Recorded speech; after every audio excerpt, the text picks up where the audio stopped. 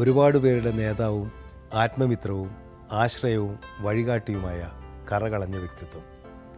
ഒട്ടും ഒഫീഷ്യലില്ലാതെ അദ്ദേഹം ഇപ്പോൾ നമ്മോടൊപ്പമുണ്ട്. ബഹുമാനപ്പെട്ട കേരള മുഖ്യമന്ത്രി ശ്രീ ഉമ്മൻചാണ്ടി. നമസ്കാരം സാർ. നമസ്കാരം. സാറിന് എല്ലാവരും കുഞ്ഞുഞ്ഞെന്നാണല്ലോ വിളിക്കുന്നത്. അതെ. അപ്പോൾ എൻ്റെ ഒരു സിനിമയിൽ ഞാനൊരു കഥാപാത്രത്തിന് കുഞ്ഞുഞ്ഞെന്ന് പേരിട്ടിട്ടുണ്ട്. സാറിന് ശ്രദ്ധിച്ചോന്നറിയില്ല. കോട്ടയത്തുള്ളൊരു അച്ചായൻ്റെ ക്യാരക്ടറാണത്. സാറിനെ വിളിക്കുന്നത് കുഞ്ഞുഞ്ഞെന്നുള്ളത് കൊണ്ട് തന്നെയാണ് സാറിൻ്റെ അനുവാദം ഇല്ലാതെ ഞങ്ങൾ ആ കഥാപാത്രത്തിന് ആ പേരിട്ടത്. സാറിന് ആദ്യം ആ പേര് വിളിച്ചത് ആരാണ് കുഞ്ഞുഞ്ഞെന്നുള്ളത്? എന്നെ വീട്ടിൽ ഇട്ട പേര് സണ്ണി എന്നാണ്. കാരണം എൻ്റെ പിതാവിൻ്റെ ഒരു സഹോദരൻ സണ്ണി ഞാൻ ജനിക്കുന്നതിന് തൊട്ട് മുമ്പ് വളരെ ചെറിയ പ്രായത്തിൽ മരിച്ചു. ആ ദുഃഖത്തിലിരിക്കുന്ന സമയത്താണ് ഞാൻ ജനിക്കുന്നത്. അപ്പം എല്ലാവരും കൂടി എനിക്ക് പേര് സണ്ണി എന്നിട്ടു. പക്ഷേ ഞാൻ സ്വയം കുഞ്ഞുഞ്ഞെന്നുള്ള പേര് സാറിൻ്റെ സ്വയം ഇങ്ങനെ ചെറുപ്പത്തിൽ തന്നെ ഇങ്ങനെ പറയുന്ന കൂട്ടത്തിൽ കുഞ്ഞുഞ്ഞൻ അത് വേണം, കുഞ്ഞുഞ്ഞൻ ഇത് വേണം എന്ന് പറഞ്ഞ് അങ്ങനെ വന്ന പേരാണ്. ഇപ്പോൾ പുതുപ്പള്ളിക്കാരുടെയും കേരളത്തിലെ അല്ലെങ്കിൽ മലയാളികളുടെ മുഴുവൻ കുഞ്ഞുഞ്ഞാണ് സാറ്. ഒരുപക്ഷെ എനിക്ക് തോന്നുന്നത് കേരളത്തിലെ ഒരു നേതാവിനും സ്വന്തം നാടുമായിട്ട് ഇത്രയും വൈകാരിക ബന്ധം ഉള്ളതായിട്ട് നമ്മൾ കേട്ടിട്ടില്ല. പുതുപ്പള്ളി എന്ന് പറയുന്നത് സാറിൻ്റെ സ്വന്തം, പുതുപ്പള്ളിക്കാർക്ക് സാറ് സ്വന്തം എന്നുള്ള രീതിയിലാണ്. അതുകൊണ്ടായിരിക്കും എല്ലാ ഇലക്ഷനും സാർ അവിടെ നിന്ന് തന്നെയാണ് മത്സരിക്കുന്നത്. ഓരോ ഇലക്ഷൻ കഴിയുന്നതോറും സാറ് കൂടുതൽ ഭൂരിപക്ഷത്തിന് അവിടെ നിന്ന് ജയിച്ചുകൊണ്ട് വരികയാണ്. അതെ, പുതുപ്പള്ളി എൻ്റെ ഒരു കൂട്ടുകുടുംബം പോലെയാണ്. അതിനൊരു ഒരു ബാക്ക്ഗ്രൗണ്ട് കൂടിയുണ്ട്. ഞാൻ ചെറുപ്പം മുതൽ തന്നെ പുതുപ്പള്ളി സ്കൂളിൽ പഠിക്കുന്നു. പുതുപ്പള്ളിയായിട്ട് ബന്ധം പുതുപ്പള്ളിക്കാരുമായിട്ട് അത്ര ക്ലോസ് ആയിട്ടുണ്ട്. അതിലൊക്കെ ഉപരിയായിട്ട് ഞാൻ 1970 ആദ്യമായിട്ട് ഇലക്ഷൻ മത്സരിക്കുന്നത്. അന്ന് കോൺഗ്രസ് സ്പ്ലിറ്റ് ഉണ്ടായി. ഇന്ദിരാഗാന്ധിയുടെ നേതൃത്വത്തിലുള്ള കോൺഗ്രസ്സിലാണ് അന്ന് ഞങ്ങളൊക്കെ നിൽക്കുന്നത്. പക്ഷേ പുതുപ്പള്ളിയും കോട്ടയവുമൊക്കെ കോൺഗ്രസിൻ്റെ സംഘടനാ സംവിധാനം പൂർണ്ണമായിട്ടും മറുഭാഗത്തായിരുന്നു. സിൻഡിക്കേറ്റ് കോൺഗ്രസ്, സംഘടനാ കോൺഗ്രസ്. അപ്പം പുതുപ്പള്ളിയിലെ കോൺഗ്രസ് ഏതാണ്ട് എൻ ബ്ലോക്ക് അങ്ങേപ്പുറയാണ്. അപ്പോഴാണ് എന്നെ സ്ഥാനാർത്ഥിയാക്കുന്നത്. അപ്പോൾ എനിക്ക് പാർട്ടിയുടേതായ ഒരു കാര്യമായ ബാക്കിംഗ് ഒന്നും ആദ്യത്തെ തെരഞ്ഞെടുപ്പിലില്ല. അന്ന് സാറിന് എത്ര പ്രായം ഉണ്ടാകും? അന്ന് എനിക്ക് 26 വയസ്സ്. ഞാൻ സ്റ്റുഡൻറ്റ് ലീഡർ അയച്ച് അങ്ങോട്ട് നിൽക്കുന്ന സമയമാണ്. അപ്പം ആ തിരഞ്ഞെടുപ്പ് ജനങ്ങൾ ഏറ്റെടുത്ത് നടത്തുകയായിരുന്നു. അപ്പോൾ എനിക്ക് ആ തിരഞ്ഞെടുപ്പോടുകൂടി നാടിനോടും അവിടുത്തെ ജനങ്ങളോടുമുള്ള എൻ്റെ കടപ്പാട് വളരെയധികം വർദ്ധിച്ചു. കാരണം കാര്യമായ പാർട്ടിയോ പാർട്ടി സംവിധാനമോ ഇല്ലാത്ത ഒരവസരം. ആ തിരഞ്ഞെടുപ്പിൻ്റെ മുഴുവൻ ഉത്തരവാദിത്വവും സാമ്പത്തികം ഉണ്ടാക്കുന്നതും മറ്റ് തിരഞ്ഞെടുപ്പിൻ്റെ മറ്റുള്ള സംവിധാനം ഉണ്ടാക്കുന്നതും എല്ലാം ജനങ്ങൾ ഏറ്റെടുത്ത് നടത്തി എന്നെ വിജയിപ്പിച്ചു. തുടർന്നുള്ള തിരഞ്ഞെടുപ്പുകളിലൊക്കെ പാർട്ടിയുടേതായ റോളുണ്ടായിരുന്നു. പക്ഷേ ആദ്യത്തെ ഈ തിരഞ്ഞെടുപ്പോടുകൂടി എനിക്ക് നിയോജക മണ്ഡലത്തോടുള്ള ആ ഒരു വലിയ ബന്ധം അത് ഞാൻ പിന്നെ തുടർന്ന് ഒരു കുടുംബ ബന്ധം പോലെ തുടർന്ന് ഇങ്ങോട്ട്.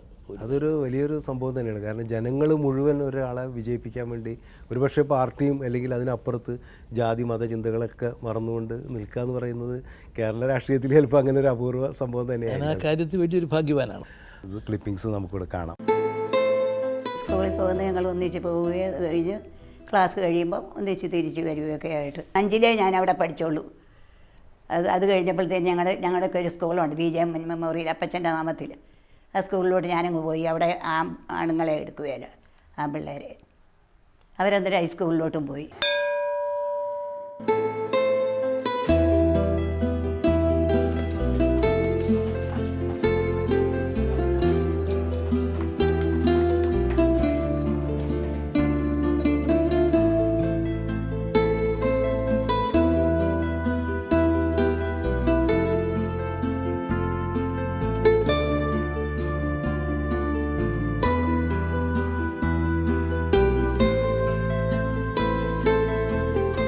ഞങ്ങളുടെ അപ്പച്ചൻ്റെ വീടങ്ങ് മേപ്പാടം വള്ളക്കാലിലായിരുന്നു. അമ്മച്ചിയുടെ വീടായിരുന്നു ഇവിടെ, ദത്തായിരുന്നു. അപ്പച്ചൻ പിന്നെ കുഞ്ഞുഞ്ഞിനെ കൊണ്ടായിരുന്നു പിന്നെ പത്രം വായിപ്പിക്കുമെന്നും. അങ്ങനെയാണ് പിന്നെ എല്ലാ അറിവ് കൂടുതലും എല്ലാം പേപ്പറിൽ നിന്ന് വായിച്ച് കേൾപ്പിക്കും. അങ്ങനെ എല്ലാ ദിവസവും അങ്ങനെയാണ്. അപ്പച്ചന് സുഖയില്ലാതിരുന്നപ്പോഴും ഒക്കെ അതിന് പറയുന്ന എല്ലാം അനുസരിക്കുന്ന കാരണം എല്ലാം അങ്ങനെ. Sir Antony A K Antony സാറിൻ്റെ കൂടെയാണല്ലോ രാഷ്ട്രീയത്തിൽ ഏറ്റവും കൂടുതൽ നിങ്ങളൊരു ഇതിലൊരു ചേരി അല്ലെങ്കിൽ അങ്ങനെ പറയാം. അപ്പോൾ പക്ഷേ എ കെ ആൻ്റണിയുടെ ഒരു ഇതെന്ന് വെച്ച് കഴിഞ്ഞാൽ ആദർശ ധീരത അല്ലെങ്കിൽ ആദർശത്തിന് വേണ്ടിയിട്ട് ഒരു കടുംപിടുത്തമുള്ള ഒരു നേതാവ് എന്നുള്ള രീതിയിലാണ്. സാറ് ഒരിക്കലും ആ പരിവേഷത്തിലല്ല സാറ് ഒരു എന്താ പറയുക പ്രായോഗികവാദിയായിട്ടുള്ള ഒരു രാഷ്ട്രീയ പ്രവർത്തകൻ എന്നുള്ള രീതിയിലാണ് സാറിനെ എപ്പോഴും കണ്ടിട്ടുള്ളത്. സാർ ഈ ആദർശ രാഷ്ട്രീയം നിങ്ങളുടെ ഒരുപക്ഷെ നിങ്ങളുടെ സാറിൻ്റെ കൂടെ പ്രവർത്തിച്ച എ കെ ആൻ്റണി സാറിനുണ്ടെങ്കിലും സാർ ഒരിക്കലും അതിൻ്റെ വക്താവായിട്ട് എവിടെയും അറിയപ്പെട്ടു. രാഷ്ട്രീയത്തിൽ പൊതുപ്രവർത്തന രംഗത്ത് ആദർശങ്ങളും തത്വങ്ങളും ആവശ്യമാണ്. അത് ഇല്ലാതിരിക്കുന്നത് ഒരിക്കലും ശരിയല്ല. പക്ഷേ എപ്പോഴും അത് പ്രായോഗികതയുമായിട്ട് ബന്ധപ്പെട്ടായിരിക്കണം. പ്രായോഗികമല്ലാത്ത ആദർശം പറഞ്ഞാൽ എന്താ ഗുണം? ജനങ്ങൾക്കും ഗുണമുണ്ടാവില്ല, നാടിനും ഗുണമുണ്ടാവില്ല. അതേ സമയത്ത് ചില തത്വങ്ങളുണ്ട്, ആ തത്വങ്ങൾ ഒരിക്കലും ബലി കഴിക്കാൻ പാടില്ല. അപ്പം ആദർശങ്ങളുടെ ഒരു വലിയ കളത്തിനുള്ളിൽ നിന്നുകൊണ്ടുള്ള ഒരു പ്രായോഗികമായ രാഷ്ട്രീയം, അതാണ് റിസൾട്ട് ഉണ്ടാക്കുന്നത് എന്നാണ് എൻ്റെ ഒരു ചിന്ത. ആൻ്റണിയെ സംബന്ധിച്ചിടത്തോളം ആൻ്റണി പറയുന്ന കാര്യങ്ങളൊക്കെ പൂർണ്ണമായും പാലിക്കുന്നയാളാണ്. ഒരാൾക്ക് പോലും അത് ആൻ്റണി ആ കാര്യത്തിൽ ക്വസ്റ്റ്യൻ ചെയ്യാൻ ഒക്കത്തില്ല. ഞാൻ വളരെ പെട്ടെന്ന് തീരുമാനം എടുക്കുന്നയാളാണ്. ഈ പെട്ടെന്ന് തീരുമാനം എടുക്കുമ്പോൾ പല തീരുമാനങ്ങളും തെറ്റും. പക്ഷേ തെറ്റാണെന്ന് ബോധ്യപ്പെട്ടാൽ ആ സെക്കൻഡ് ഞാൻ തിരുത്തും. കാരണം ഒരു ദുരഭിമാനം വെച്ചുകൊണ്ട് ഞാനെടുത്ത തീരുമാനം ഞാൻ തിരുത്തത്തില്ല, ഞാൻ ഒരിക്കലും അങ്ങനെ വാശിയിടുക. അങ്ങനെ വാശിയെടുത്താൽ നമുക്ക് പല വിധത്തിലുള്ള ബുദ്ധിമുട്ടുകളുണ്ടാകും. ഇതിപ്പോഴാണ് എനിക്ക് ബോധ്യപ്പെടുന്ന 100 കാര്യവും ഞാൻ ചെയ്യും. 10 തെറ്റും, ആ 10 തെറ്റുന്നത് ഞാൻ തിരുത്തും. അപ്പം പൊതുവെ ജനങ്ങളൊക്കെ എൻ്റെ സ്വഭാവവും എൻ്റെ രീതിയൊക്കെ അറിയാവുന്നത് കൊണ്ട് അത് പൊതുവെ അംഗീകരിക്കും. അങ്ങനെയാണ്. മറ്റൊരു പ്രധാനപ്പെട്ട കാര്യം, സാറ് ഇപ്പോൾ ഇത്തവണ ഞങ്ങളെല്ലാവരും അംഗീകരിക്കുന്ന ആരാധിക്കുന്ന മുഖ്യമന്ത്രി എന്നുള്ള രീതിയിൽ സാറിൻ്റെ ഒരു വലിയ ഇമേജ് ഇത്തവണത്തെ ഇതിൽ വന്നിട്ടുണ്ട്. കൊളംബിയൻ ഗോളിയായിരുന്ന ഹിഗ്വിറ്റയുടെ ഒരു കഥയുണ്ട്, സാറ് ചിലപ്പോൾ കേട്ട് കാണും. ഗോളിയായിരുന്നു അദ്ദേഹം ഈ ടീമിലുള്ള മറ്റുള്ള കളിക്കാരൊക്കെ വളരെ അലസമായിട്ട് കളിക്കുന്നത് കണ്ടൊരു കളി, അത് ചരിത്രത്തിൽ ഒരുപാട് ചർച്ച ചെയ്യപ്പെട്ടുള്ള കാര്യമാണ്. അദ്ദേഹത്തിന് സഹിക്കാൻ പറ്റാണ്ട്, ഈ ഗോളിയായിരുന്ന ആൾക്ക് സഹിക്കാൻ പറ്റാണ്ട് അദ്ദേഹം കയറി അങ്ങ് ഗോളി ഇറങ്ങി കളിച്ചിട്ട് അവരുടെ ഓപ്പോസിറ്റ് ടീമിൻ്റെ ഗോൾ പോസ്റ്റ് വരെ ചെന്ന് അദ്ദേഹം ഒറ്റയ്ക്ക് ചെന്ന് കളിച്ചു എന്നാണ് പറയുന്നത്. പക്ഷേ തിരിച്ച് നിർഭാഗ്യവശാൽ ആ ടീം വന്നിട്ട് ഇവിടെ ഗോളി ഇല്ലാത്തതുകൊണ്ട് കൊളംബിയൻ ടീമിന് ഗോളടിച്ചു. അത് ചരിത്രത്തിലൊരു രക്തസാക്ഷിയാണ് ഈ ഹിഗ്വിറ്റ് എന്ന് പറഞ്ഞത്. സാറിന് പെട്ടെന്ന് ഈ തവണത്തെ മന്ത്രിസഭ കാണുമ്പോൾ അല്ലെങ്കിൽ ഈ സാറിൻ്റെ പ്രവർത്തനങ്ങൾ കാണുമ്പോൾ ഒരു ഹിഗ്വിറ്റയുടെ ഒരു ഇതാണ് കാണുന്നത്. ഒറ്റയ്ക്ക് നിന്നിട്ട് സാറ് ഈ കളത്തിലിറങ്ങി കളിക്കുന്ന ഒരു രീതിയിൽ. നിർഭാഗ്യവശാൽ പ്രതിപക്ഷമൊക്കെ പറഞ്ഞൊരു കാര്യം, വില്ലേജ് ഓഫീസർ ചെയ്യേണ്ട ഒരു ജോലി മുഖ്യമന്ത്രി ചെയ്യുന്നു എന്ന് പറഞ്ഞൊരു ഇപ്രാവശ്യം തമ്മിലുള്ള വ്യത്യാസം എന്ന് പറഞ്ഞാൽ, കഴിഞ്ഞ 5 വർഷക്കാലം ഇടതുപക്ഷത്തിൻ്റെ ഭരണമെന്ന് പറയുന്നത് അത് മാർക്സിസ്റ്റ് പാർട്ടിക്കുള്ളിലെ അഭിപ്രായ വ്യത്യാസങ്ങൾ കൊണ്ടാകാം, മുന്നണിക്കകത്തെ അഭിപ്രായ വ്യത്യാസങ്ങൾ കൊണ്ടാകാം. പക്ഷേ ആ ഗവൺമെൻറ്റിന് പെർഫോം ചെയ്യാൻ സാധിച്ചില്ല. അപ്പോൾ 5 വർഷക്കാലം ജനങ്ങളുടെ പ്രതീക്ഷ തകർത്ത ഒരു ഗവൺമെൻറ്റിന് ശേഷമാണ് ഇപ്രാവശ്യം ഞാൻ വരുന്നത്. സ്വാഭാവികമായി ജനങ്ങളെപ്പോഴും ആ താരതമ്യം വരും. ഇവിടെ ഇന്നിപ്പം കോൺഗ്രസ്സിനകത്ത് ചേരിതിരിവില്ല, UDFനകത്ത് അഭിപ്രായ വ്യത്യാസങ്ങളില്ല. പിന്നെ ഞാൻ ഒറ്റയ്ക്ക് കയറി കളിക്കുന്നു എന്ന് പറയുന്നതിനോട് മാത്രമേ അഭിപ്രായ വ്യത്യാസം ഉള്ളൂ. ഒറ്റയ്ക്കല്ല, ഞങ്ങളൊരു ടീം തന്നെയാണ്. പിന്നെ മുഖ്യമന്ത്രി എന്ന നിലയിൽ ഞാൻ പൊതുവായ കാര്യങ്ങളിൽ ഒരു നേതൃത്വമെടുക്കും, പിന്നെ മുൻകൈ എടുക്കും. അത് മന്ത്രിമാരെ സംബന്ധിച്ചിടത്തോളം അവർ പൂർണ്ണമായും എന്നെ അംഗീകരിക്കും. ഞാൻ അവരെ പൂർണ്ണമായിട്ടും അവരുടെ സാഹചര്യങ്ങളൊക്കെ കണ്ടും മനസ്സിലാക്കിയും അവരെ സപ്പോർട്ട് ചെയ്തുമാണ് ഞാൻ നിൽക്കുന്നത്. അപ്പം ഒരു പരസ്പരം വിശ്വാസത്തിൻ്റെ അടിസ്ഥാനത്തിലാണ് ഇന്നത്തെ ഗവൺമെൻറ് സപ്പോർട്ട് ചെയ്യുന്നത്. പക്ഷേ സാറിൻ്റെ ആ വേഗത്തിനൊപ്പം സഹമന്ത്രിമാർ എത്തണില്ല എന്ന് ഞാൻ ഒരു ആരോപണം പറഞ്ഞു. മന്ത്രിമാർ എല്ലാവരും തന്നെ വളരെ സജീവമായിട്ടുള്ളതാണ്. എൻ്റെതെന്ന് പറഞ്ഞു കഴിഞ്ഞാൽ ജനങ്ങളോടൊപ്പം ആകുമ്പോൾ, അവരുമായി ബന്ധപ്പെട്ട് പ്രവർത്തിക്കുമ്പോൾ ഞാൻ എൻ്റെ മറ്റുള്ള പ്രയാസങ്ങളോ ദുഃഖങ്ങളോ അതെല്ലാം മറക്കും. ഞാൻ എന്നും പറയാറുള്ള ഒരു ഇതുണ്ട്, ഞാൻ ഭയപ്പെടുന്നത് ഏകാന്തതയാണ്. ഞാൻ ഒറ്റയ്ക്കൊരു മുറിയിൽ എന്നെ അടച്ച് എന്നോട് റെസ്റ്റ് എടുക്കാൻ പറഞ്ഞാൽ ഞാൻ അസ്വസ്ഥനാകും. അതേ സമയത്ത് കുറേ പേരുമായിട്ട് ഇരുന്ന് വർത്തമാനം പറയാനും അവരുമായിട്ട് കാര്യങ്ങൾ ഡിസ്കസ് ചെയ്യാനൊക്കെ വന്നു കഴിഞ്ഞാൽ എനിക്ക് ഒരു വിശ്രമിക്കുന്നതിനേക്കാൾ കൂടുതൽ എനിക്കൊരു മനസ്സിന് സന്തോഷവും സംതൃപ്തി ലഭിക്കുന്ന സാഹചര്യമാവുള്ളൂ. ഞങ്ങളൊക്കെ പൊതുവെ ഏകാന്തത ഇഷ്ടപ്പെടുന്നവരും വല്ലപ്പോഴെങ്കിലും ഒറ്റയ്ക്ക് ഇരിക്കാൻ ആഗ്രഹിക്കുന്നവരുമാണ്. പക്ഷേ അങ്ങനെ ഒരിക്കലും ജീവിതത്തിൽ തോന്നിയിട്ടില്ല സാറിന് ഒന്ന് ഒറ്റയ്ക്ക് ഇരിക്കണമെന്ന്, ഒരു ദിവസം അല്ലെങ്കിൽ ഒരു മണിക്കൂറെങ്കിലും ഒറ്റയ്ക്ക് ഇരിക്കണമെന്ന്? എനിക്ക് ഞാൻ പറഞ്ഞല്ലോ, ഏകാന്തത എനിക്ക് ഏറ്റവും അധികം ഭയമാണ്. ഈ ട്രെയിനിലൊക്കെ യാത്ര ചെയ്യുന്ന സമയത്ത് നല്ലപോലെ യാത്രയൊക്കെ കഴിഞ്ഞ് നല്ല ക്ഷീണത്തോടു കൂടി കിടക്കുന്നത് കൊണ്ട് മിക്കവാറും ദിവസങ്ങൾ എന്നെ ഈ എത്തേണ്ട സ്ഥലത്ത് വന്ന് വിളിക്കുമ്പോഴാണ് ഞാൻ എഴുന്നേക്കാറ്. ഏതെങ്കിലും ഒരു സാഹചര്യത്തിൽ ഇടയ്ക്ക് ഞാൻ ഉണർന്നു പോയാൽ എനിക്ക് വലിയ ടെൻഷൻ. കാരണം അന്നേരം ബാക്കിയുള്ളവരെല്ലാം കിടന്നുറങ്ങുക, അവിടെ കൂടെയുള്ളവരെല്ലാം കിടന്നുറങ്ങുക, ആരുമായിട്ട് ഇടാനൊക്കത്തില്ല. അപ്പോൾ ആ ഒരു സമയമെന്ന് പറയുന്നത് എനിക്കപ്പം ഈ ഒരു ബുദ്ധിമുട്ടാണ്. അപ്പം ഞാൻ ഏറ്റവും അധികം അതുകൊണ്ട് തന്നെയാണ് ഏകാന്തത ഞാൻ ഭയപ്പെടുന്നു. അപ്പോൾ ആളുകളുടെ നടുവിൽ വരുമ്പോൾ ഞാൻ അറിയാതെ തന്നെ ഞാൻ ഒരു മറ്റൊരാളായിട്ട് മാറുക. ഇപ്പോൾ ഞങ്ങളെപ്പോലെ സാധാരണക്കാർക്ക്, അല്ലെങ്കിൽ ഇപ്പോൾ പ്രത്യേകിച്ച് കലാകാരന്മാർക്കൊക്കെ ജനങ്ങളുടെ മുമ്പിൽ എങ്ങനെ നമുക്ക് പെരുമാറാം? അപ്പോൾ എനിക്ക് ദേഷ്യം വന്നാൽ ഒരാളോട് ദേഷ്യപ്പെടാം, എനിക്കൊരാളായിട്ട് വഴക്ക് കൂടാം, വേണമെങ്കിൽ ആർത്തട്ടഹസിച്ചിരിക്കാം. പക്ഷേ ഒരു രാഷ്ട്രീയ നേതാവിന് അത് പറ്റില്ല. ചിലപ്പോൾ സ്വകാര്യ ദുഃഖങ്ങൾ ഉണ്ടാകുമ്പോൾ മുഖത്ത് വിടർന്ന ചിരിയായിട്ട് ഫുൾ ടൈം ആൾക്കാരുടെ മുമ്പിൽ വരേണ്ട ഒരു രാഷ്ട്രീയക്കാരെ കുറിച്ച് നമ്മളെപ്പോഴും പറയുന്ന ഒരു കമൻറ്റ് പോലും അതാണ്, വിടർന്ന ചിരിയായിട്ട് ആൾക്കാരുടെ മുമ്പിൽ ഇങ്ങനെ വരുന്നത്. അങ്ങനെ വരുമ്പോൾ ഒരു അസ്വസ്ഥത എപ്പോഴെങ്കിലും തോന്നാൻ? ഞാൻ വളരെ ചെറുപ്പം തൊട്ട് തന്നെ, ഞാൻ സ്കൂളിൽ പഠിക്കുമ്പം തൊട്ട് തന്നെ ഈ പൊതുപ്രവർത്തനവുമായിട്ട് ബന്ധപ്പെട്ട് ബാലിയൻ സഖ്യത്തിൻ്റെ പ്രവർത്തനവുമായിട്ട് ഇറങ്ങി. അങ്ങ് വളരെ ചെറുപ്പം തൊട്ട് തന്നെ ഞാൻ എപ്പോഴും ബിസി ആയിരിക്കും, എപ്പോഴും ഏതെങ്കിലും പ്രവർത്തനത്തിലായിരിക്കും. അതങ്ങനെ ഒരു ശീലമായിട്ട് അങ്ങോട്ട് വന്ന് ഇപ്പം ജനക്കൂട്ടത്തിൽ ബന്ധപ്പെട്ട് പോകുന്ന കാര്യത്തിലും തുടർച്ചയായ യാത്രയുടെ കാര്യത്തിലുമൊക്കെ അത് ജീവിതത്തിൻ്റെ ഒരു ഭാഗമായിട്ട് മാറിക്കഴിഞ്ഞു. സാറിൻ്റെ ഈ ചെറുപ്പകാലം മുതലുള്ള കാര്യങ്ങൾ പറഞ്ഞപ്പോഴാണ് സാറിൻ്റെ കൂടെ പഠിച്ച ജോർജ് ഓണക്കൂർ അതേ കാലഘട്ടത്തിലുള്ളവർ ഒരു കാലഘട്ടത്തിലുണ്ടായിരുന്നു. അപ്പോൾ അദ്ദേഹം സാറിനെ കുറിച്ച് സംസാരിച്ചിട്ടുള്ള ഒരു ക്ലിപ്പിങ്സ് നമുക്കിവിടെ കാണാം. അതിനുശേഷം നമുക്ക് ചർച്ച തുടരാം. ശ്രീ ഉമ്മൻചാണ്ടി എനിക്ക് വളരെ വ്യക്തിപരമായിട്ട് അടുപ്പമുള്ള ആളാണെന്നാണ് ഞാൻ വിശ്വസിക്കുന്നത്. അത് വളരെ വർഷങ്ങൾക്ക് മുമ്പ് ആരംഭിച്ചതാണ്.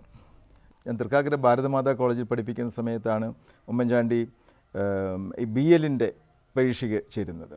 പരീക്ഷ നടക്കുന്ന സമയത്ത് കുട്ടികൾ ബാനർജി റോഡിൽ ട്രാൻസ്പോർട്ട് ബസ് വിക്കറ്റ് ചെയ്യുന്നു. ഞാൻ ആ ദിവസം ഇപ്പോഴും ഓർക്കുന്നുണ്ട്.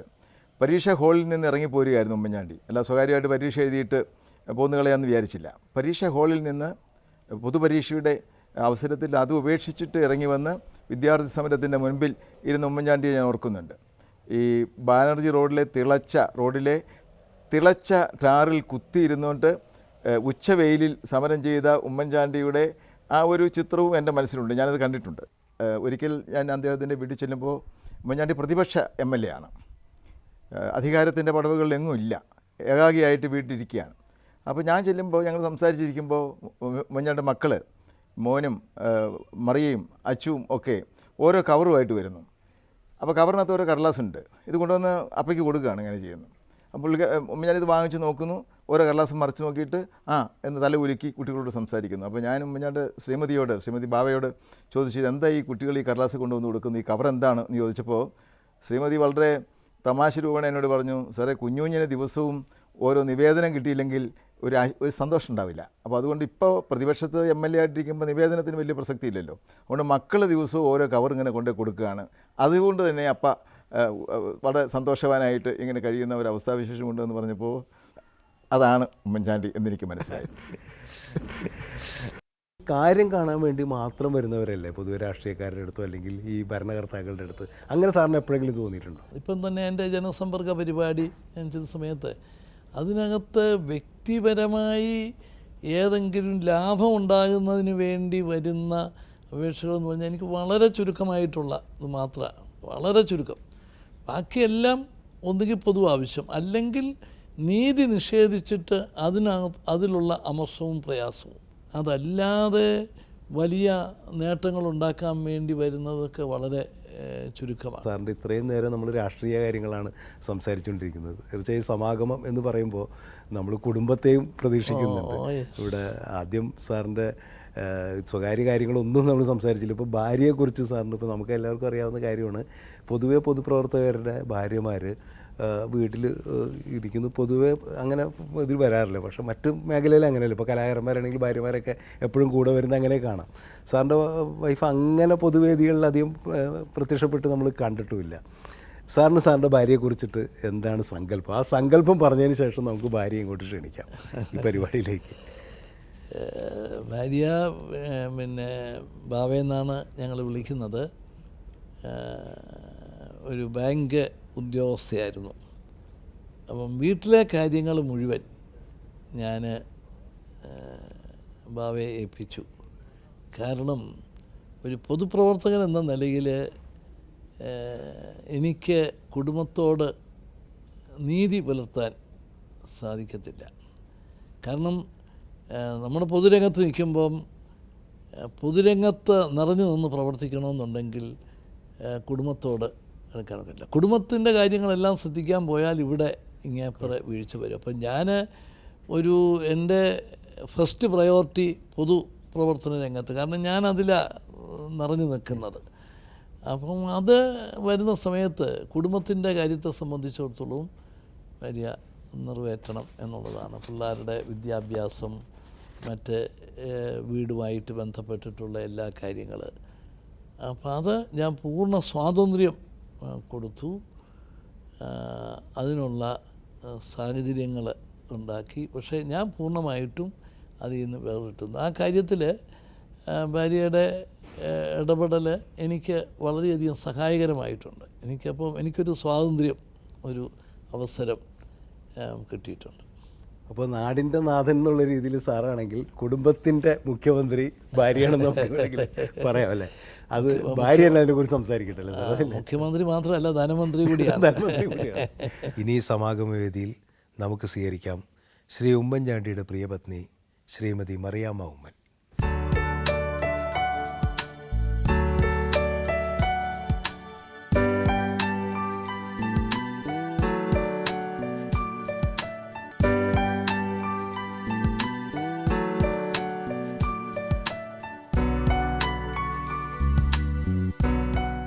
ഇപ്പം ഞാൻ സാറിനോട് ചോദിക്കുകയായിരുന്നു, സാറ് നാടിൻ്റെ മുഖ്യമന്ത്രിയാണ്, പക്ഷേ വീട്ടിലെ മുഖ്യമന്ത്രി മിസ്സസ് ആണോ എന്ന് ചോദിച്ചാൽ പറഞ്ഞ് മുഖ്യമന്ത്രി മാത്രമല്ല ധനകാര്യമന്ത്രി കൂടിയാണെന്ന് പറഞ്ഞു. അപ്പോൾ ഞാനൊരു തിരിച്ചൊരു ചോദിക്കട്ടെ, അപ്പോൾ വീട്ടിലെ പ്രതിപക്ഷ നേതാവ് സാറായിരിക്കും അല്ലേ? പ്രതിപക്ഷ നേതാവ് ആണോ? ചേച്ചി കുഞ്ഞെന്നാണോ വിളിക്കുന്നത്? അങ്ങനെ വിളിച്ചു കഴിഞ്ഞിട്ട് കുഞ്ഞെന്ന് പറഞ്ഞ അമ്മാച്ചനുണ്ട്, ഫസ്റ്റ് കസിൻസ് ഒത്തിരി ഉണ്ട്. അപ്പോൾ എനിക്ക് കുഞ്ഞെന്ന് വിളിക്കാൻ എനിക്ക് വിഷമമാണ്. പിന്നെ ഞാൻ ചോദിച്ചു, അച്ചായാന്ന് വിളിക്കണോ അങ്ങനെ യൂഷ്വൽ അച്ചായ? അങ്ങനെ അയ്യോ വേണ്ടെന്ന്, എനിക്കത് ഇഷ്ടമില്ലായിരുന്നു. ഞാൻ ചോദിച്ചു. രണ്ടുപേരെയും ആദ്യം ഇങ്ങനെ ഒരുമിച്ചിരിക്കുന്നത് കണ്ടു കഴിഞ്ഞപ്പോൾ സാറ് കല്യാണം കഴിച്ചത് എനിക്ക് തോന്നുന്നു മന്ത്രിയായിരിക്കുന്ന സമയത്തല്ലേ അല്ലേ? ആദ്യത്തെ കരുണാകരൻ സാറിൻ്റെ മന്ത്രിസഭ 77 തൊഴിൽ മന്ത്രിയായിരിക്കുന്ന സമയത്താണ്. അപ്പോൾ ആ സമയത്ത് സാറ് വിവാഹം കഴിച്ച സമയത്ത് ഒരു പാട്ട് ഇറങ്ങിയായിരുന്നു, ഒരു സിനിമാ പാട്ട്. ഞാനൊക്കെ അന്ന് വിദ്യാർത്ഥിയാണ്. അപ്പോൾ അത് മനസ്സിൻ്റെ കാതിൽ രഹസ്യങ്ങൾ മന്ത്രിക്കും മധുവിധു രാത്രി എന്നായിരുന്നു ആ പാട്ട്. ഏതൊരു പടത്തിലുള്ള പാട്ട്, അത് AR റഹ്മാൻ്റെ അച്ഛൻ RK ശേഖർ മ്യൂസിക് ചെയ്തൊരു പാട്ടാണത്. അപ്പോൾ അതിൽ മന്ത്രിക്കും മധുവിധു രാത്രി എന്ന് പറഞ്ഞപ്പോൾ ഉമ്മൻചാണ്ടി സാറ് മന്ത്രി ആയതുകൊണ്ട് മന്ത്രിക്കും മധുവിധു രാത്രി എന്നുള്ള രീതിയിൽ ഞങ്ങളൊക്കെ പാടി നടന്ന ഒരു സംഭവം ഓർക്കുന്നുണ്ട്. സാറിനെ പറ്റിയിട്ട് പറയുമ്പോൾ പെട്ടെന്ന് എന്തായാലും തീർച്ചയായിട്ടും ഒരു മന്ത്രിയാണല്ലോ കല്യാണം കഴിക്കാനായിട്ട് തീരുമാനിച്ച് സാർ ആദ്യം കല്യാണം കഴിയാൻ തീരുമാനിക്കും മന്ത്രി അല്ല അല്ലേ? അത് ശരി. അപ്പോൾ എങ്ങനെയായിരുന്നു സാറ് പെണ്ണ് കാണാനൊക്കെ വന്നത്? കാട്ടി കല്യാണം കഴിക്കാൻ പോകുന്ന പെണ്ണെ കാണുന്നുള്ളതായിരിക്കും ശരി. കുഞ്ഞിൻ്റെ മാവിയുടെ വീട്ടിൽ എന്നെ കൊണ്ടുപോയി അവിടെ വെച്ച് എൻ്റെ വീട്ടിൽ വരത്തില്ലെന്ന് പറഞ്ഞു. കുഞ്ഞിൻ്റെ മാവിയുടെ വീട്ടിൽ അളിയൻ എന്നെ കൊണ്ടുപോയി, എൻ്റെ ബ്രദറും കൂടെ കൊണ്ടുപോയിട്ട് അവിടെ വെച്ച് ഒറ്റയ്ക്ക് കുഞ്ഞ് ജീപ്പൊടിച്ചു തന്നെ കാണുമായിരുന്നു. ആണോ? ശരി. അപ്പോൾ വിവാഹത്തിന് ശേഷം കണ്ടതിന് ശേഷമാണ് സാർ മന്ത്രിയായതിനു ശേഷമാണ് വിവാഹം കഴിഞ്ഞത് അല്ലേ? ഇപ്പോൾ ഒരു പൊതുപ്രവർത്തകൻ്റെ ശക്തി എന്ന് പറയുമ്പോൾ തീർച്ചയായിട്ടും ജനങ്ങളും പൊതുവെ വീട്ടിൽ ഭാര്യ ഒരു സപ്പോർട്ടീവ് ആയിട്ടില്ലെങ്കിൽ ഇപ്പോൾ വളരെ വൈകി വരും സാറ്. അതല്ലെങ്കിൽ എപ്പോഴും ജനങ്ങളുടെ കൂടെ ആയിരിക്കും. സാറ് തന്നെ പറഞ്ഞല്ലോ, എപ്പോഴും ആൾക്കൂട്ടത്തിൻ്റെ നടുവിലാണ്. അപ്പോൾ ഒരു ഭാര്യ എന്നുള്ള രീതിയിൽ ഒറ്റയ്ക്ക് എപ്പോഴെങ്കിലും കിട്ടാറുണ്ടോ സാറിന്? അതൊരു വിഷമമായിട്ട് എപ്പോഴെങ്കിലും തോന്നിയിട്ടുണ്ടോ ഇത്രയും വർഷം? ഒറ്റയ്ക്ക് കുഞ്ഞിനെ ഇരിക്കുന്ന വിഷമം അല്ല ചേച്ചിയുടെ കാര്യമാണ് ചോദിച്ചത്. നാച്ചുറലി എനിക്ക് അങ്ങനെ ആഗ്രഹം ഉണ്ടായിരുന്നു. ഇപ്പോൾ ഒന്നും വലിയ കാര്യമായിട്ടൊന്നും ഒത്തിരി അഡ്ജസ്റ്റ് ചെയ്യും, റെക്കൻസ് ചെയ്തു. ആദ്യമൊക്കെ അങ്ങനെ ആഗ്രഹം ഉണ്ടായിരുന്നു. തീർച്ചയായിട്ടും. അതിൻ്റെ പേരിൽ എന്തെങ്കിലും നിങ്ങൾ വഴക്ക് കൂടിയിട്ടുണ്ടോ? ഇഷ്ടംപോലെ വഴി കുടിച്ചിട്ടുണ്ട്. ആണോ? അപ്പോൾ സാറിൻ്റെ നിലപാട് എന്തായിരിക്കും? പുള്ളി എന്താണ് ഭിത്തിയോട് പറഞ്ഞാലുള്ള അതേപോലെ അതാണ് നിസ്സംഗനായിരിക്കും. ഏറ്റവും ഒരു ഭർത്താവിൻ്റെ ഏറ്റവും സക്സസ്ഫുൾ ഭർത്താവ് അതാണ്. ഭാര്യ വഴി കുടിച്ചാലും കരഞ്ഞാലും ആ ഭിത്തിയെപ്പോലെ നിർവീകാരനായിട്ടിരിക്കും. എന്ത് വേണം അത് തന്നെയാണ് പൊതുവെ എനിക്കോട് പ്രതിപക്ഷം പറയുമ്പോഴും ജനങ്ങൾ പറയുമ്പോഴും ഒക്കെ സാറ് അങ്ങനെ കണ്ടിട്ടില്ല. സാറ് വളരെ ചുരുക്കി വളരെ കണിശമായിട്ട് സംസാരിക്കും പോലെ സംസാരിക്കുന്നത് ആണല്ലേ? വീട്ടിൽ അങ്ങനെ വളരെ ചുരുക്കി വളരെ ചുരുക്കി കാര്യം മാത്രം പറയുള്ളൂ. മിണ്ടാതിരിക്കും, നമുക്ക് ബോറടിക്കും. ചോദിച്ചു പിന്നെ വല്ലപ്പോഴേ കിട്ടാറുള്ളൂ. ആണല്ലേ? ഇപ്പം ഇങ്ങനെയൊക്കെ തുറന്നു വിടുമെന്ന് പറയുമ്പോൾ, ഈ പരിപാടിയിൽ പറയുമ്പോൾ ഇതിൻ്റെ പേരിൽ നിങ്ങൾ വീട്ടിൽ ചെന്നിട്ട് ഇനി വഴക്ക് കൂടും, എന്തിനാ അങ്ങനെയൊക്കെ പറഞ്ഞെന്നൊക്കെ ചോദിച്ചു? കുഞ്ഞു അങ്ങനെ ഒരിക്കലും ഇല്ല, അങ്ങനെയൊന്നുമില്ല. എന്നെ പൊക്കിയൊക്കെ പറഞ്ഞുവിടായിരുന്നു എന്നൊന്നും സാർ ഇല്ല. പൊക്കി പറയുന്നത് ഒട്ടും ഇഷ്ടമില്ല. അങ്ങനെയാണല്ലോ. ഒന്ന് ഞാൻ പൊക്കി പറയല്ലോ, പക്ഷെ അത് അഥവാ എന്തെങ്കിലും ഒന്ന് പൊക്കാതെ തന്നെ എന്തെങ്കിലും സ്റ്റേറ്റ്മെന്റ് ഫാക്റ്റായിട്ട് വന്നപ്പോൾ അത് ഇഷ്ടപ്പെടത്തില്ല. പിന്നെ ഞാനൊത്തിരി ഫ്രാങ്കായിട്ടൊക്കെ പറയുന്ന ടൈപ്പ്, കുഞ്ഞിന് ജസ്റ്റ് ഓപ്പോസിറ്റ്.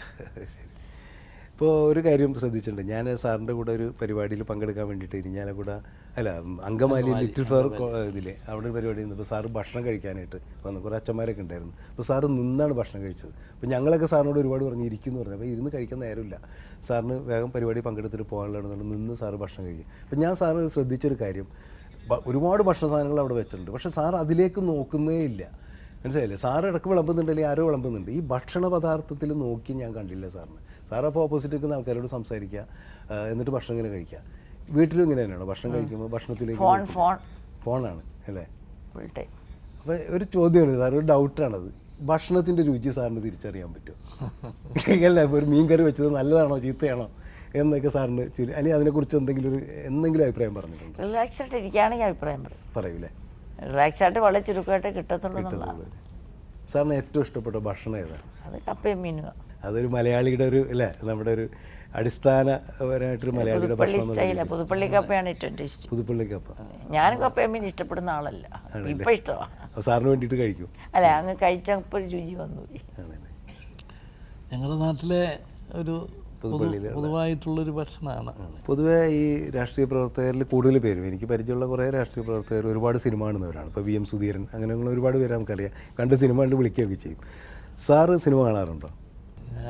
എനിക്ക് സിനിമ കാണുന്നത് ഇഷ്ടമാണ്, പക്ഷേ കാണാൻ വളരെ വളരെ സമയം കിട്ടാറില്ല, അതൊന്നും ചെയ്യാൻ സാധിക്കത്തുള്ളൂ. ഞങ്ങൾ കല്യാണമൊക്കെ കഴിച്ച ആ സമയത്തൊക്കെ ഭാവിക്ക് സിനിമ കാണാൻ ഇടയ്ക്ക് നിർബന്ധിക്കും, ഞാൻ പോകാൻ തീരുമാനിക്കും. പക്ഷെ അന്ന് ഞാൻ തൊഴിൽ വകുപ്പിൻ്റെ മന്ത്രിയാണ്.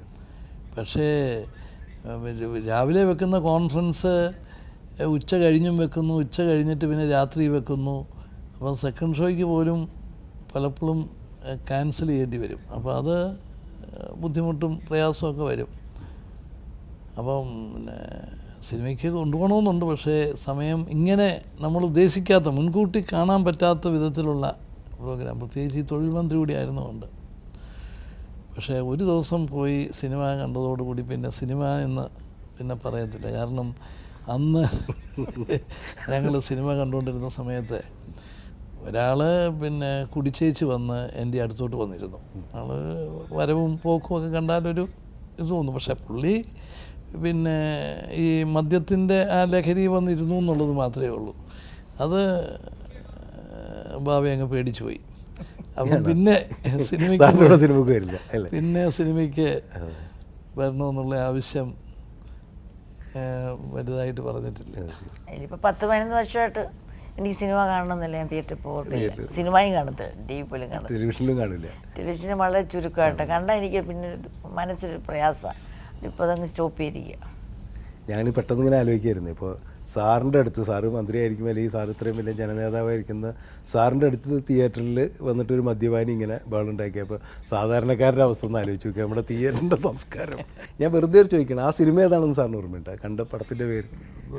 അല്ല, വൈഫിനോട് ചോദിക്കരുത്, സാറിന് ഓർമ്മയില്ല? അല്ല, എനിക്ക് ഓർമ്മയില്ല, പെപ്രാളം കണ്ടു സിനിമ കണ്ടില്ല. കൂട്ടത്തിലൊരു കുസൃതി ചോദ്യം ചോദിക്കണം. പക്ഷേ സാറ് പലപ്പോഴും പല ഉത്തരങ്ങളിൽ നിന്ന് ഞാൻ ഇൻ്റർവ്യൂവിൽ കണ്ടപ്പോഴാണ് ഒഴിഞ്ഞു മാറാറുണ്ട്. ഇത് ഒഴിഞ്ഞു മാറില്ലെങ്കിൽ മമ്മൂട്ടിയാണോ മോഹൻലാലിനാണോ ഏറ്റവും ഇഷ്ടം സാറിന്? എനിക്ക് രണ്ടുപേരെയും വ്യക്തിപരമായിട്ട് വളരെ അടുപ്പമുണ്ട്. രണ്ടുപേരുടെയും അഭിനയം അവരവരുടേതായ ശൈലി അനുസരിച്ച് താല്പര്യം ഉളവാക്കുന്ന ഇതാണ്. അവിടെ സാർ ഒഴിഞ്ഞു മാറുകയാണ് ഒരു ഉത്തരം പറയുന്നില്ല. ഏതായാലും അത് ചോദിക്കുന്നില്ല, അത് ചോദിക്കുന്നത് ശരിയല്ല. കാരണം രണ്ടുപേരും സാറിനായിട്ട് നല്ല ബന്ധമുള്ളതാണ്. സാറ് പാട്ട് കേൾക്കാറുണ്ട്? ഇപ്പോൾ സിനിമ കാണുന്നില്ല, പക്ഷേ പാട്ട് കേൾക്കാറുണ്ട്? എനിക്ക് പാട്ട് കേൾക്കാൻ വലിയ താല്പര്യമാണ്.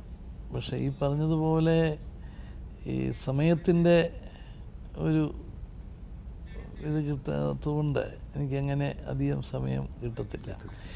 യോഗങ്ങളിലൊക്കെ പോയാലും ഞാൻ പിന്നെ എൻ്റെ പരിപാടി കഴിഞ്ഞാൽ അന്നേരം പോരാനിങ്ങനെ ശ്രമിക്കുന്നുണ്ട്. പാട്ടും ഒക്കെ ഉള്ള യോഗങ്ങൾ തന്നെ കുറച്ചൊരു അവസാന ഘട്ടത്തിലൊക്കെ ആയിരിക്കും പാട്ടുമൊക്കെ വരുന്നത്. അതങ്ങോട്ട് അധികം. ചേച്ചി പാട്ട് കേൾക്കാറുണ്ട് വീട്ടിൽ? കല്യാണം കഴിച്ച ഇടയ്ക്ക് പാട്ട് കേൾക്കുമായിരുന്നു, പാട്ട് ഇഷ്ടമായിരുന്നു, കോളേജ് പോയാലൊക്കെ ഉണ്ടായിരുന്നു. പക്ഷേ ഒരു 10-15 വർഷമായിട്ട് ഇതെല്ലാം ഇങ്ങനെ ഡിവോഷണൽ സോങ്സ് മാത്രമേ ഇപ്പോൾ കേൾക്കാറുള്ളൂ, പാടാറുള്ളൂ. നമ്മൾ പറഞ്ഞ കൂട്ടത്തിൽ പാട്ടിനെ കുറിച്ച് സംസാരിച്ചപ്പോഴാണോ ONV സാറ്, സാറിന് അറിയാലോ, വലിയ കവിയും ഗാനരചയിതാവുമൊക്കെയാണ്. അദ്ദേഹം സാറിനെ കുറിച്ച് പറഞ്ഞൊരു ക്ലിപ്പിംഗ് ഉണ്ട്. ONV സാറിൻ്റെ വാക്കുകൾ നമുക്കൊന്ന് ശ്രദ്ധിക്കാം. ഒരു ജനാധിപത്യ സംസ്കാരത്തിൻ്റെ ആത്മാവ് എന്നത് വിയോജിക്കുവാനുള്ള സ്വാതന്ത്ര്യമാണ്. വിയോജിക്കുവാനുള്ള സ്വാതന്ത്ര്യം വളരെ ബഹുമാനത്തോടു കൂടി സ്വീകരിക്കുന്നു, കൈകാര്യം ചെയ്യുന്നു എന്നത് അതിലേറെ പ്രധാനമാണ്. ശ്രീ ഉമ്മൻചാണ്ടിയെ സംബന്ധിച്ചിടത്തോളം എതിർദിശയിൽ നിൽക്കുമ്പോൾ പോലും ഒരു ബഹുമാനം ഉളവാക്കത്തക്ക തരത്തിൽ വ്യക്തി സൗഹൃദങ്ങൾക്ക് കുലീനതയും അതിൻ്റേതായ ഒരു പവിത്രതയും കൽപ്പിക്കുക എന്നത് അദ്ദേഹത്തിൻ്റെ പെരുമാറ്റത്തിൽ നിന്ന് എനിക്ക് അനുഭവപ്പെട്ടിട്ടുണ്ട്. മലയാള ഭാഷ ഒന്നാം ഭാഷയാക്കി തീർക്കണം എന്ന് ഡോക്ടർ സുകുമാർ അഴീക്കോടും അടൂർ ഗോപാലകൃഷ്ണനും സുഗതകുമാരിയും ഞാനും കൂടി ഒരു നിവേദനം കൊടുത്തപ്പോൾ അത് നടപ്പിലാക്കിയിരിക്കുന്നു എന്ന് പെട്ടെന്ന് തന്നെ പറയുവാനുള്ള ആർജവം അദ്ദേഹം കാണിക്കുകയുണ്ടായി. ഇപ്പോഴും അത് ശരിക്കും നടപ്പിലാക്കാൻ സാധിച്ചിട്ടില്ല. പക്ഷേ അതിൻ്റെ പേരിൽ എനിക്ക് ശ്രീ ഉമ്മൻചാണ്ടിയോട് യാതൊരു കാലുഷ്യവും തോന്നിയിട്ടില്ല. കാരണം അത് അദ്ദേഹത്തിൻ്റെ കുറ്റമല്ലെന്ന് എനിക്കറിയാം. കാരണം അതിനു മുമ്പും അന്നത്തെ മുഖ്യമന്ത്രി VS അച്യുതാനന്ദനുമായി കേരളത്തിലെ ഏതാനും എഴുത്തുകാരും അന്നത്തെ വിദ്യാഭ്യാസ മന്ത്രി MA ബേബിയുമൊക്കെയായിട്ട് പ്രധാനമന്ത്രിക്ക് ഒരു നിവേദനം കൊടുക്കാൻ പോകുമ്പോൾ ഞങ്ങളോടൊപ്പം വന്ന ശ്രീ ഉമ്മൻചാണ്ടി അദ്ദേഹം മലയാള ഭാഷയെ സംബന്ധിച്ച് അതിൻ്റെ അന്തസ്സും പദവിയും അതിൻ്റെ ശ്രേഷ്ഠമായ മാന്യമായ പദവിയും ഉയർത്തുന്നതിൽ വേണ്ട ആത്മാർത്ഥതയും തെളിയിച്ച ഒരാളാണ്. ഡോക്ടർ സുകുമാർ അഴീക്കോടുമായി പല കാര്യങ്ങളിൽ വിയോജിക്കുമ്പോൾ പോലും അദ്ദേഹം ഒരിക്കൽ എഴുത്തച്ഛൻ അവാർഡ് വാങ്ങാൻ വരില്ല എന്ന് പറഞ്ഞപ്പോൾ ഞാനും കൂടി പങ്കെടുത്ത തൃശ്ശൂരെ ഒരു യോഗത്തിൽ വെച്ച് അന്നത്തെ മുഖ്യമന്ത്രിയായിരുന്ന ശ്രീ ഉമ്മൻചാണ്ടി പറഞ്ഞു, മാസ്റ്റർക്ക് എവിടെയാണോ ഇത് കൊണ്ടുതരേണ്ടതെന്ന് വെച്ചാൽ അവിടെ ഞാൻ കൊണ്ടുതരാം എന്ന് പറഞ്ഞു. അപ്പോൾ സുകുമാർ അഴീക്കോട് ചിരിക്കുകയാണ് ഉണ്ടായത്. അപ്പം അങ്ങനെ എതിർദിശയിൽ നിൽക്കുന്നവരെ ബഹുമാനിക്കുവാനും അവരെ ശരിക്കും മനസ്സിലാക്കുവാനും മനസ്സിലാക്കിക്കൊണ്ട് ബഹുമാനിക്കുവാനും കഴിയുക എന്ന അപൂർവമായ ഒരു ഭംഗി രാഷ്ട്രീയ വൃത്തങ്ങളിലുള്ളവരിൽ ശ്രീ ഉമ്മൻചാണ്ടിക്കുണ്ട് എന്ന് പറയുവാൻ എനിക്ക് യാതൊരു മടിയുമില്ല. കഴിഞ്ഞ ഗവൺമെൻറ് കാലത്ത് തന്നെ ONV കുറുപ്പ് സാറ് പറഞ്ഞതുപോലെ ഞങ്ങളെല്ലാം കൂടെ ഒന്നിച്ച് പ്രധാനമന്ത്രിയെ കണ്ടു കൊടുത്തു. ഈ ഗവൺമെൻറ് വന്നതിന് ശേഷവും അത് ശക്തമായിട്ട് അതിന് വേണ്ടിയിട്ടുള്ള ശ്രമങ്ങൾ തുടർന്നുകൊണ്ടിരിക്കുകയാണ്. ഇപ്പോൾ അത് ഒരു കമ്മിറ്റിക്ക് അവസാന ഘട്ട പരിശോധനയ്ക്ക് വേണ്ടി കൊടുത്തിരിക്കുകയാണ്. ആ കമ്മിറ്റിയുടെ ശുപാർശ കൂടെ കിട്ടിക്കഴിഞ്ഞാൽ ഉടനെ ഒരു തീരുമാനമാകും എന്ന പ്രതീക്ഷയാണുള്ളത്. ഇപ്പോൾ സാറ് നല്ല എന്താ പറയുക പുതിയൊരു കതർ ഷർട്ട് ഇട്ടിട്ട് അധികം ഇതില്ലാത്ത ഷർട്ട് ഇട്ടിട്ടുണ്ട്. പക്ഷേ സാറിനെ പറ്റി മുമ്പ് നേരത്തെ നമ്മൾ കണ്ടിട്ടുള്ളത് കീറിയ ഷർട്ട് ഇട്ടിട്ടാണ് സാറ് മിക്കവാറും പുറത്തൊക്കെ ഇതേപോലെ ചടങ്ങുകളിൽ വരാറ്. അത് സാറ് ബോധപൂർവമായിട്ട് അങ്ങനെ ഒരു ഇമേജ് ഉണ്ടാക്കാൻ വേണ്ടി ചെയ്തതായിട്ട് ചേച്ചിക്ക് എപ്പോഴും ഒരിക്കലും അല്ല. ഇല്ല അല്ലേ? അശ്രദ്ധ കൊണ്ടാണ്, അതല്ലെങ്കിൽ അതിന് സമയം കിട്ടാതെ. കുഞ്ഞിൻ്റെ അശ്രദ്ധയല്ല, ഭാര്യയുടെ മറ്റെടുത്ത് കൊടുക്കുന്ന ശ്രദ്ധയല്ലയോ, ഭാര്യയുടെ അശ്രദ്ധയല്ലയോ. അതെ അതെ. സ്വന്തമായിട്ട് ഭർത്താവ് അങ്ങനെ നമ്മൾ ഇത് ഷർട്ട് എടുത്തു കൊടുക്കുന്ന പാരമ്പര്യമുണ്ട്. പിന്നെ കുറേ നാളായി ഇപ്പോൾ കുറേ ഷർട്ട് അധികം വാങ്ങിച്ചു, ഇപ്പോൾ അതുകൊണ്ടധികം കീറലില്ല. ഇപ്പം അധികം കണ്ടില്ല കീറുന്നത് കാണാറില്ല. അത് പണ്ട് അത്രയും ഷർട്ടൊന്നും ഇല്ലായിരുന്നു. അപ്പോൾ അടുപ്പിച്ചടുപ്പിച്ച് കലക്കാൻ കൊടുക്കുമ്പോൾ അത് കീറുമെന്നുള്ള സത്യം. പിന്നെ എവിടെയെങ്കിലും ഒരു കാണാൻ പറയാത്തൊരു കീറലാണ് പുള്ളിക്കൊരു വിധി, കീറി ഇടാനൊരു വിധി. പക്ഷെ പൊതുവേ ഇപ്പോൾ കോൺഗ്രസ്സുകാർ നമ്മൾ കണ്ടിട്ടുള്ള നല്ല അലക്കി തേച്ച് വടിയൊത്ത ഈ കതർ ഷർട്ട് ഇട്ട് കിടക്കുമ്പോൾ സാറ് വളരെ അലസമായിട്ട് വസ്ത്രധാരണം ചെയ്യുന്നതാണ്. അതുപോലെ തന്നെയാണ് സാറ് മുടിയൊക്കെ ഇങ്ങനെ അലസമായിട്ടിട്ട് അല്ലേ? അപ്പോൾ മുടി ചെയ്യാനായിട്ട് പറയാറില്ലേ ചേച്ചി? മുടി ചെയ്യും, മുടി ഇങ്ങനെ എണ്ണ തേക്കാത്തോണ്ട് പറന്ന് കിടക്കും. പിന്നെ പുള്ളിക്ക് പേഴ്സണൽ അപ്പിയറൻസ് സാധാരണ പുരുഷന്മാരെ സ്ത്രീകളെ ശ്രദ്ധിക്കാൻ ഒരു ഇൻട്രസ്റ്റ് ഇല്ല. ഏതായാലും അത് എനിക്ക് തോന്നുന്ന ഒരു നേതാവിൻ്റെ ഒരു വലിയൊരു ലക്ഷണമായിട്ട് തന്നെയാണ് നമുക്കതിനെ, ഞാനതിനെ ബഹുമാനിക്കുകയാണ്, എല്ലാ ബഹുമാനത്തോടുകൂടി പറയുകയാണ്.